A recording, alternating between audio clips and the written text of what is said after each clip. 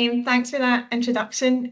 Myself and Paul are hoping to speak to you today about the kind of range of experience that we've had around feedback loops and power sharing. Myself and Paul have worked closely on a number of different things in the time that we've been in post, most recently on some of the governance work and development work, which I think we'll mention today as well. So we're starting with me and my experience of coming to this post and thinking about power sharing with lived experience. So it was my intention when I started in this post to set up a community-based lived experience group and a staff with lived experience group. And we know from the research that there is no them and us. The statistics tell us that our workforces have lots of us who have experienced trauma. And it seemed to me that it would really be missing a trick when we're thinking about changing the organisation and making trauma-informed change, not to do that in collaboration with our workforce who know those systems inside out and who are able to pull from their own experiences of lived experience. So I was really keen to push that forward. My starting point for that was, well, who's doing this already and who's doing it well, and exploring that and getting a feel of what's involved for that. And I spoke to a lot of different agencies. Safe Lives have the Authentic Lived Voice panel, which is doing great work. Dundee City Council have put a lot of work and time and effort and are now at the point where they have a staff lived experience kind of consultation group. So I spent a lot of time speaking with them. I spent time speaking with staff within Falkirk with their own lived experience and thinking about what do you think would be helpful? What would you want from this? What feels okay? And what was really clear from those discussions is for this kind of setup to work well and to be meaningful, that it really required a long-term commitment. And speaking with those range of people about really thinking through the issues around HR and thinking about staff involvement, thinking about processes and systems for remuneration and do we have them in place and how do we go about putting them in place, thinking about what would be a specific remit, what would be the referral process to help decide what that work would be. What would be the support systems in place for people who gave their time and were telling us, contributing and power sharing around how we make changes. So a lot of things to think about. And one of the key messages that came out from my discussions with staff is this can't just be another flavour of the month. This can't be something that we devote our time and energy to for something else to come along and take its place, kind of thing. And so I was put in post with the Scottish Government's funding allocation for the local authorities, and that funding allocation was for 18 months. And really, when I thought about everything I had heard and what this really required, I had to make a difficult decision and think, I'm not sure with current capacity within the local authority and Health and Social Care Partnership, that even if I put my time and effort, my good intentions into setting this up, when my post came to an end, would there be capacity for that to be picked up? And the answer was probably not. And so would me proceeding down that path, knowing fine well that it would be time limited, require a lot of energy, would that be the trauma-informed thing to do? And also thinking about, and I suppose this is a comment and maybe a barrier for other people on the call, we know all the guidance says that our starting place should be sharing power with those with lived experience. It should be the start and the heart. But with the funding cycles we're faced with, those yearly funding cycles, the uncertainty around whether those will be renewed, and the fact that with the short amount of time, we really want to leave a legacy. Was me going down this path the best way to spend my time? And I decided that it wasn't, and that was a really hard decision to make. So what I had to do instead was think about, okay, maybe that ideal vision that I had in my head that I knew would really concrete sharing power and the foundations of the work we do, what else can I look to do instead? So some of the simple stuff that I'm sure you've all thought about and maybe have actioned yourself, thinking about how we embedded that into our training development. I'm so really lucky within Falkirk that we have a staff group that have around 90% lived experience, and worked with them around the training delivery, trialling it out with them giving feedbacks, and really able to make some important but simple changes. I think as well, and it kind of came up in that Menti post around those different threads of getting feedback, is most clear in training and training development.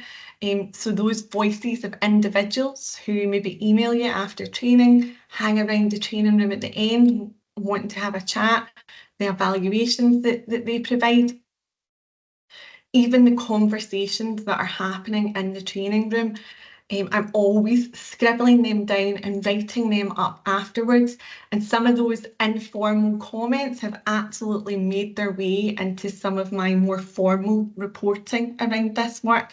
So making sure that those voices have a space, even when they're not in the kind of typical formal way that we think of.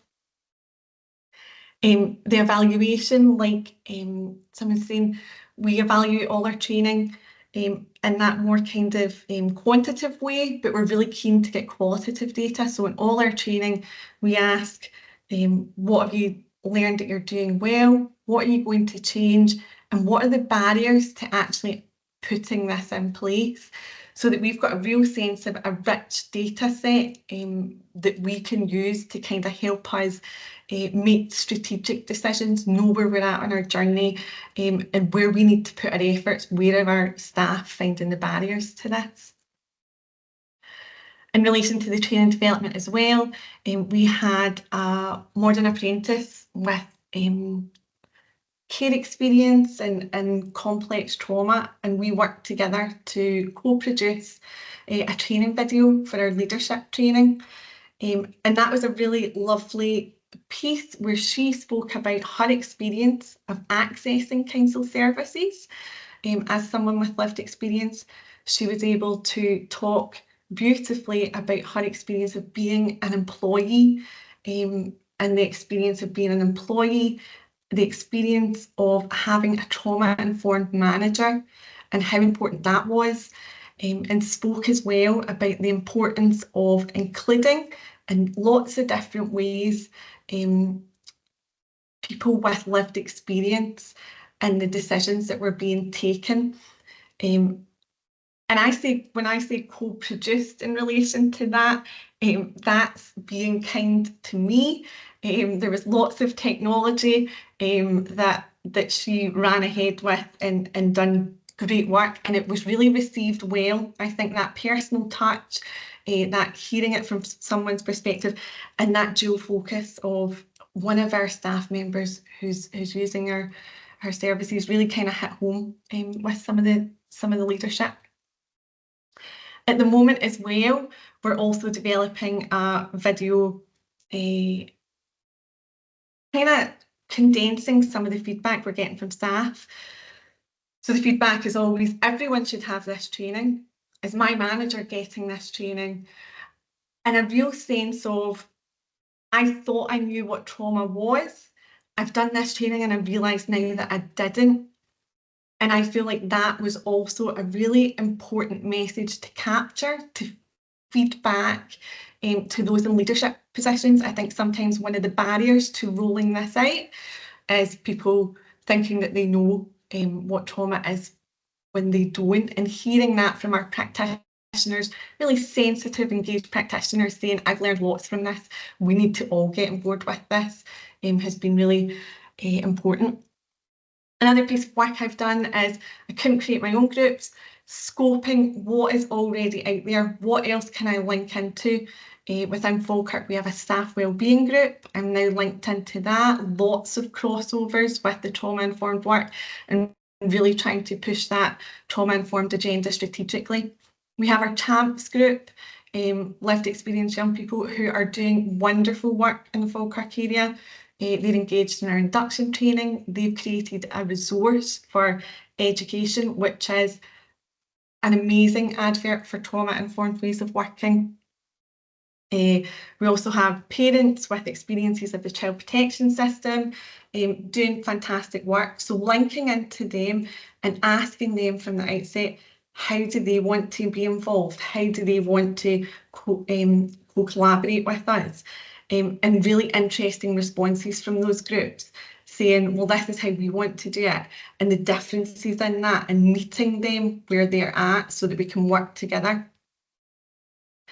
Thinking about that, links to the governance structures and our strategy.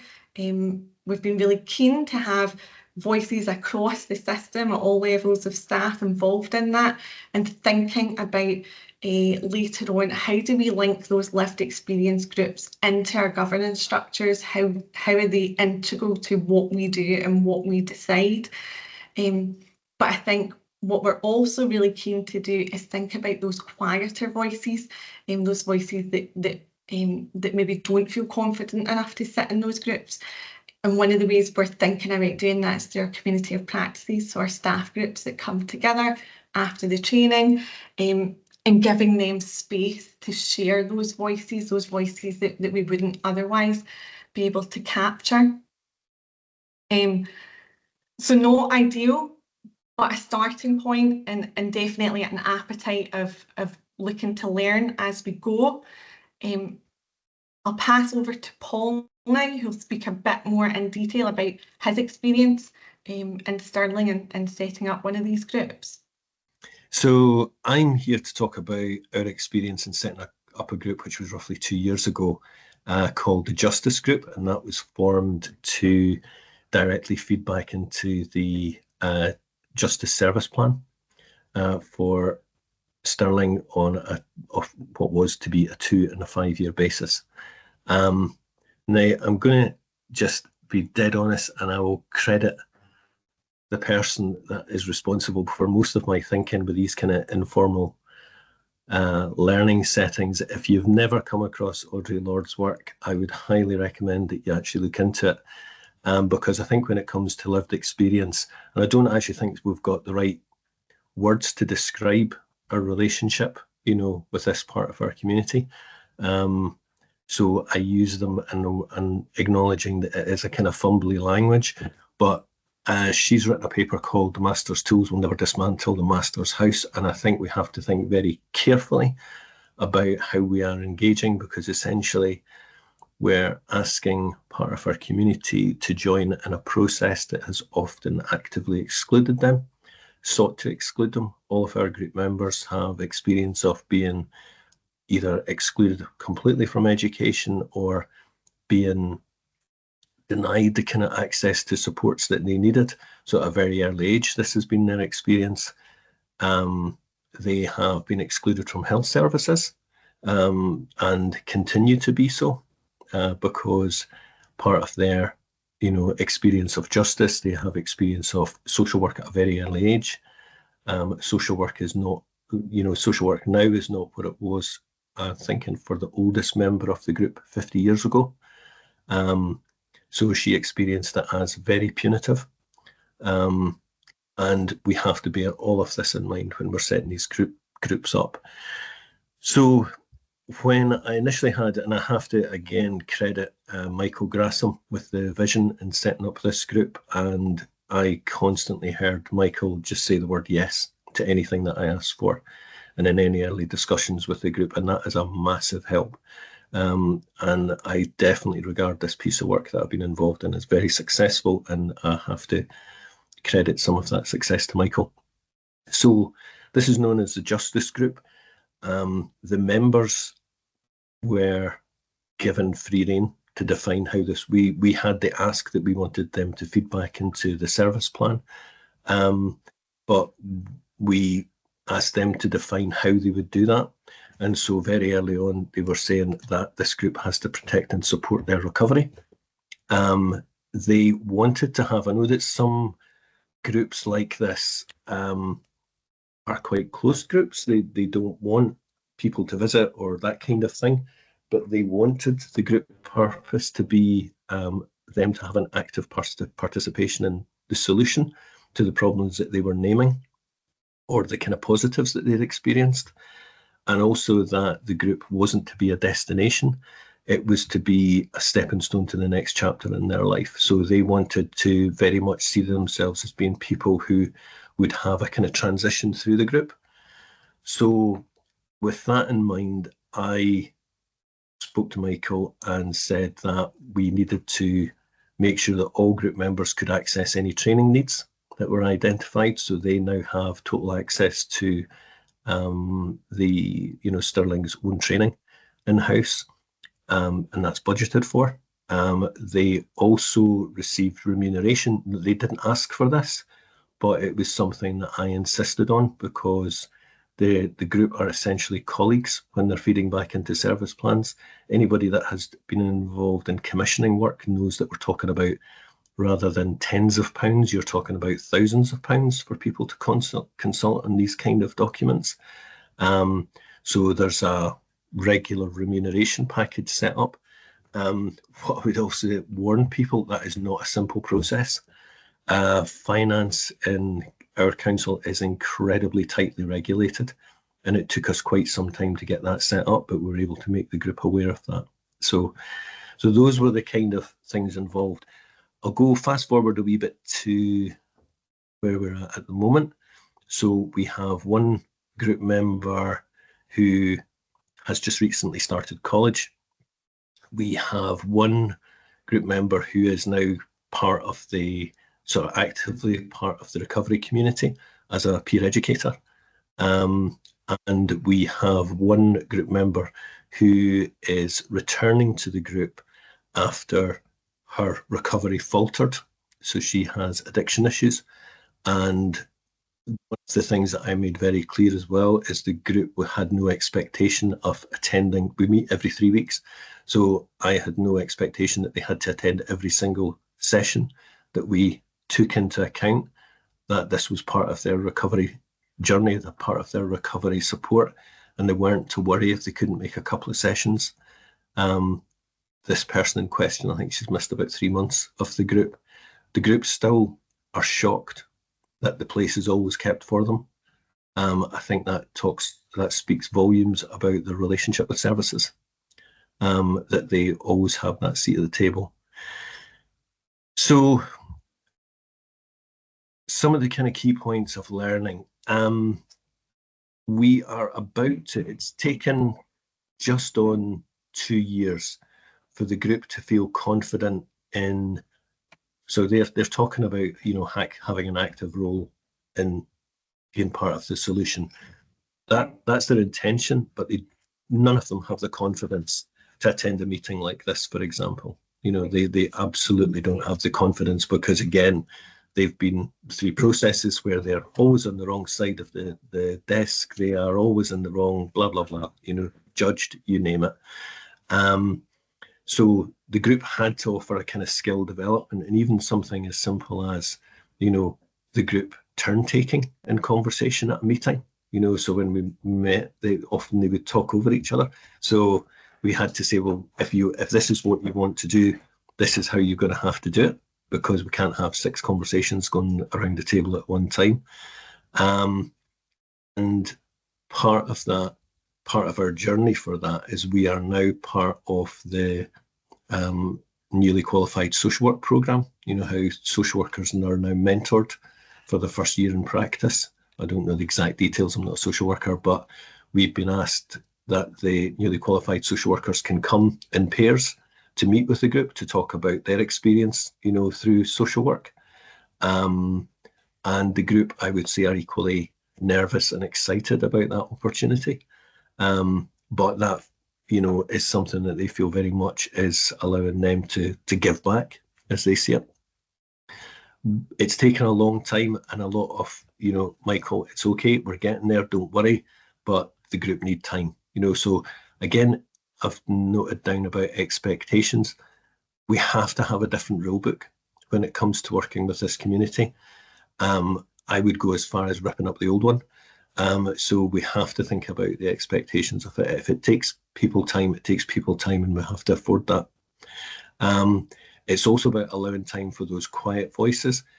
I would say all of the members of the group have experience of being marginalised, excluded, discriminated against. It takes a long time for them to trust. So what might be a quiet voice at the beginning becomes a very powerful voice now. I should say as well that Michael gave us a summary of the service plan right at the beginning. It took the group about 6 months to digest that, where we found that some people had ADHD that was, of course, undiagnosed, dyslexia, you know, really problematic relationship with text. You know, you don't have to have a diagnosis to not, you know, be filled with joy sitting down looking at a service plan and just your blood running cold. So it took us a long time to do that. The feedback to Michael was that we were asking the wrong questions, and he took that on the chin and redrafted it completely, and, you know, took a totally different view. Again, there are not many people with the courage of their convictions, you know, that would be prepared to do that. So again, credit to Michael. Jamila talked a wee bit about power. It is a massively potent subject. I am of the view that power cannot be shared, it can only be seized. So if somebody is giving you power, they're giving you what they're comfortable with, and we need to think about how that's represented at all points. The group still see me as being the person in charge, even though I'm of the view that my intention is to allow, you know, to give them that space, that their voices are heard within our community. So there's a real tension around that relationship, and we often speak about it. And I liked, you know, Shamila's idea that we just have to be explicit about that, about what's actually occurring in the moment. The other thing I would touch on is that kind of legacy, you know, relationship with health, relationship with education. The best example I can give of that is we had a Christmas party last year for the group, because a lot of some of you will know, some of you won't know, but a third of the community in Stirling are lone households. This is the whole community, not just the community we are working with. And for some people, this opportunity to socialise with colleagues, friends, you know, was going to be the only time. So we had a wee Christmas party for them. And I was really kind of like, oh my God, what have I done wrong? Nobody was eating any of the food.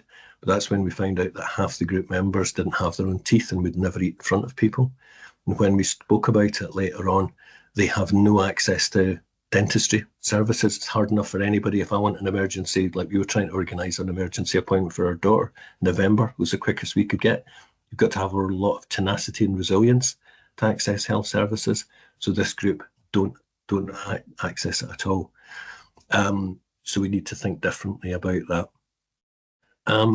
I would also say so we have in our steering group people with lived experience, both in staff side and in community and the third sector as well. And I am often struck about how ill-prepared colleagues are to manage. They might sign up to say, we want that to be part of our working experience, but they're not good at managing it. So we had an experience where somebody from the third sector who has lived experience of trauma had a very difficult day and unravelled in the group a little. It wasn't excessive.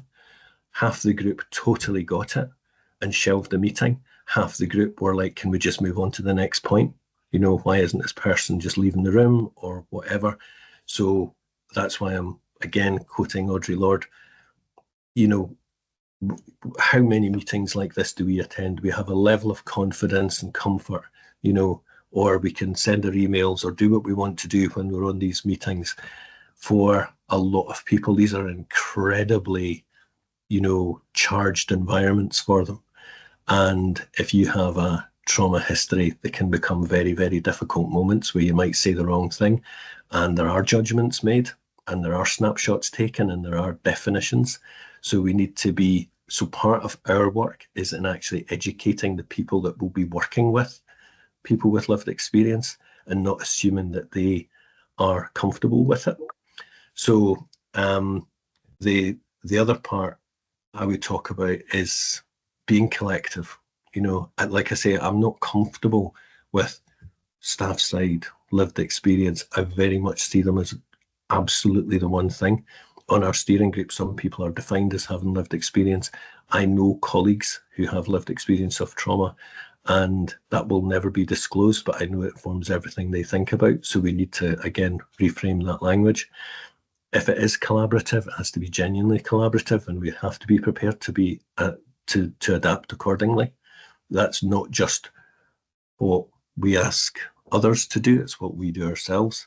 And we have to be purposeful. We have to actually, you know, be very, very clear about why we're meeting. You know, I don't want the group, you know, my background in mental health, I can recognise that if the group are coming for 2 years just talking about their trauma, I'm effectively asking people to sign up to re-traumatisation and being defined by their trauma. That is not the business that we're in. We are in the business of recovery, and it should be very clear how we demonstrate that. So I'm incredibly proud of the steps that the group have taken in moving through the group. So, you know, and that again for them is perhaps for some of them their first experience of actually being able to demonstrate recovery. So, you know, this is an ongoing thing, and I would love to say that we've got it sorted, but we haven't. We have to change. We have to be adaptive. We have to change things as we go along, and we have to see that, you know, and any of you that will remember the kind of journey into peer education in the late 90s and, you know, early 2000s will know that that was seen as the panacea for everything, and it was going to be cheap as chips, and it wasn't. It was the opposite. It was a brilliant thing to do, but you have to put loads of time and effort, and this is very much the same territory. So, you know, for exactly, and I absolutely applauded, you know, Cheryl's decision, where it was the kind of, our duty of care towards people is to not do this right now. We're not set up to do it, and I think sometimes it's making those kind of tough decisions, and I think that's really credible and totally reflects, you know, Cheryl's commitment to practice. We were lucky enough to be able to have a very senior manager who was willing to put his money where his mouth was and to learn and not assume that he had all of the answers, and to have that as an ongoing basis. Should also say as well, if the group want to meet with Michael, he meets with them. You know, he will clear his diary and he will come down and he'll clarify any questions. So again, that kind of commitment to availability, it's not something you're going to see very often, but you know, when we had, Michael was the acting chief for a wee while of social work, and the group nearly fell off their chairs when they were saying, you know, he's a really good guy, you know, he's really nice to meet with and all that. And I said, yeah, he's really busy just now because he's kind of in charge of everything. And honestly, they just about fell over, you know, when they realised that this person is so available, so friendly, listens to them, changes service plans, etc., etc. So I do think we are in a rarefied atmosphere, but there's lots of learning to be made there.